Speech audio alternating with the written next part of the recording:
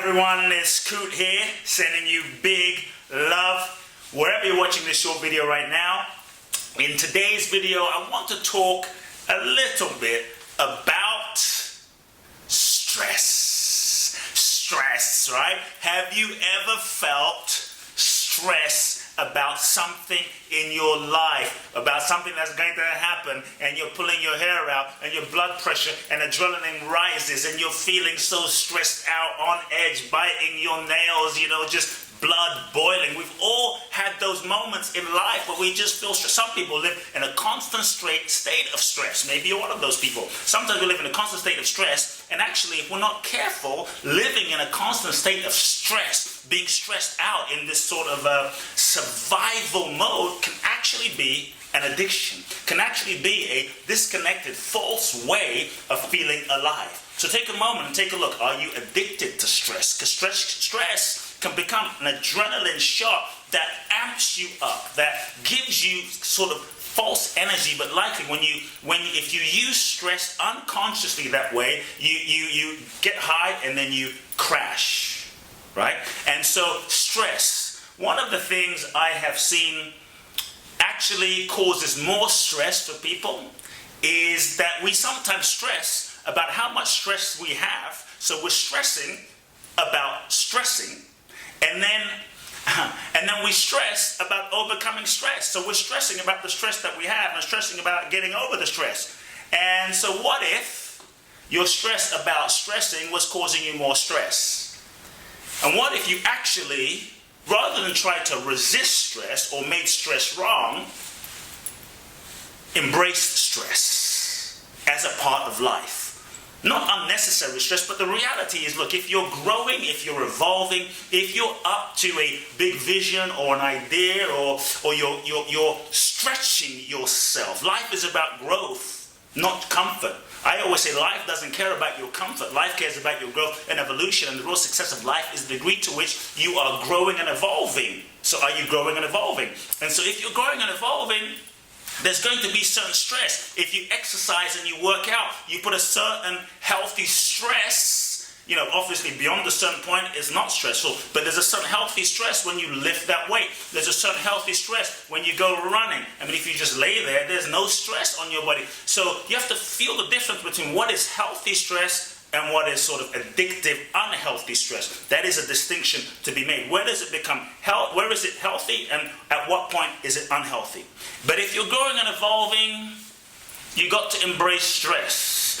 Mandela had stress. Elon Musk had stress. Gandhi had some stress. Oprah had stress. Any great entrepreneur had some stress, some pressure. And I always say that to be a leader, to grow and evolve, to create anything great, stress is a part of it. Pressure is actually a privilege. All the champions, if you look at tennis champions and sports champions, Tom Brady, Serena Williams, they all had to face stress and pressure. So stress or pressure is not the issue, it's actually your relationship with it. If you start seeing it and shifting your perspective and start seeing pressure and stress as a privilege, because you don't get to experience pressure and stress unless you are expanding at a certain level, unless you are growing at a certain level. So just recognize that what you're going through right now, many of you, what you're going through right now, the challenges, the opportunities, because at every next level, there is more. At every next level, which will demand more of you, more of your capacity, more of your love, more of your growth. Every relationship will demand more of your heart, more of your being, more of your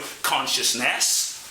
And this is how we grow. This is how we evolve. So embrace stress as a natural part of life and as a natural part of the growth process of causing you to expand yourself. Your relationship with stress is important, and when you don't stress about not having stress, and when you actually accept the stress in your life as the gymnasium for your soul, you move yourself into total acceptance of what is, total acceptance of yourself, total acceptance of the stress, and a space actually opens up.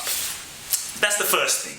Stress, so rather than trying to get rid of stress and make life less stressful, which is typically what we're taught, and it can be so stressful to see all the things we need to do to make life less stressful. So rather than try and make life less stressful, grow your capacity capacity, grow your muscle, grow your mental, emotional consciousness and bandwidth, and your capacity to actually handle more stress in your life. Don't pray for the waves to get smaller. Pray and work to expand your capacity to surf bigger waves. This, to me, is growth. This is leadership. And we all have the capacity. We're not always there in the moment, but how do we grow our capacity is to put ourselves into situations that challenge you, to put yourself into situations, many situations that you don't know how to currently deal with. To put yourself in situations that you're not sure about how you're going to get out of it, how you're going to resolve it. To put yourself in situations that force you to dig inside and you take a step. You're like, how am I going to handle this? How am I going to do this? How will this? I'm not sure. But you put yourself in it, and often what will happen, there is an innate intelligence inside of you, a resource, and trust the innate intelligence inside of you. It knows. There are millions of processes happening in your body that you don't know how it's happening, so trust that explicitly. The same intelligence birthing the sun, the stars, the moons is living you. And so when you put yourself in a situation, trust and know that in the moment, your conscious mind may not know, but there's a deeper part of you, there's a resource inside of you that you will tap into that is previously not available to you when you're in your comfort zone. So growth occurs outside of your comfort zone. So that's one thing I'll say. Find situations in which each day you go into the unknown. The degree of your freedom in life is in direct proportion to with your ability to embrace the unknown. Put yourself in those unknown situations and take a step and expand. Look, don't throw yourself off a building, right? But just take a step and another step and another step, and you will start growing your capacity to deal with bigger and bigger levels of stress. The other thing I'll say about stress, we often experience stress when we go into the future, right? And we go into the future, we start thinking of all the things we need to do in the future all at once, simultaneously, the 500 things we need to do that we can't possibly do in one moment, but our mind starts thinking about all of these things, and we start going into overwhelm, rather than focusing on in this moment right now. Ask yourself this question. In this moment right now, number one, what am I in control of? What's actually in my control? Partly stress and overwhelm occurs when we are focusing on all the things that we have zero control over. The people, the things out there, our friends, certain projects. We don't have control over so many elements. So ask yourself, what is actually in my control? What is in my control? But then rather than focusing on all the 500 things, focus on what's the one step I can take now? I believe that we have to think big, but act small. Think big, but then take the small action, because greatness is in the details. And many times we're focusing on all the big things and we're trying to act in all the big things, but we don't take the small actions. It's the small things that you do consistently every single day that in the moment of doing them sometimes don't seem to make a difference. So act small. To me, this is the power of taking small actions. You might think, what's the big deal? Sometimes, because we get so addicted to adrenaline and stress, we want to chew off this whole mountain at one time, feel this high of, almost dying, but not recognizing that real mastery, true mastery is built in the daily, minute activities, moment to moment to moment to moment to moment to moment to moment, that many times aren't that sexy, isn't that interesting, but you develop the muscle, you develop the muscle, you develop the muscle. Each time you win, each time you succeed, each micro win moves you a step closer, so that when the big tsunami in your life comes, you have the bandwidth, the emotional capacity, the innate intelligence, the internal trust to deal with it, because you have 1,000 mini wins, so that when it comes time for the Super Bowl moment of your life, you're ready.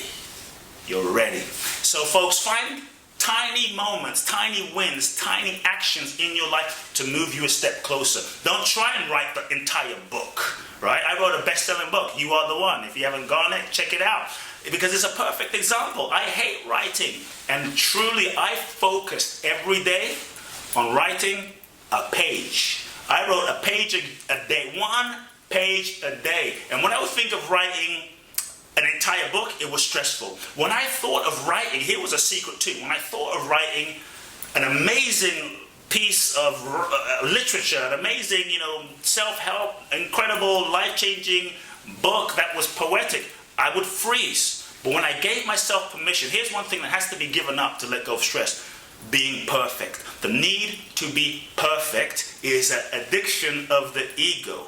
The ego likes to seek, and never find, because there's no such thing as perfection in the world. And so when we have this idea of being perfect, we never take an action. We're actually frozen, and it creates stress. The stress of having to do something perfectly is a unnecessary illusion that you can throw away, because perfection, there's no such thing as perfection. Perfection is a subjective value judgment that is dependent on a moment in time, dependent on people, dependent on a situation. Perfection doesn't exist in the field of the relative, right? I mean, it's just a perspective. It's a reality that you agree on. It's perfect for the moment. And so when I gave myself permission, when I was writing my book, to actually write junk, I took all the pressure off. I gave myself permission to write junk, to write nonsense, to completely suck. That's when ideas flowed. All the stress was gone. That's when ideas flowed, and I could actually enjoy the process. I could actually enjoy the moment. I could actually allow all sorts of creative ideas to flow, some of which I may never use, but it opened up the channel to creativity. When we put so much pressure on ourselves to be perfect, it creates stress, and we block the channel to our innate creativity, flow, and energy. So what if in life you were to savor the moment? What if in life you were to inhale, breathe the moment, enjoy the moment? Because life, every second of life is such a gift. And my friends, if you just truly look around at your life right now, you will see in this moment right now, right here, everything's cool.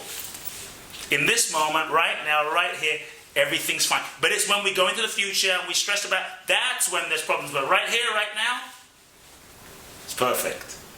And life is nothing but a series of nows and nows and nows and another now and another now. So enjoy every second.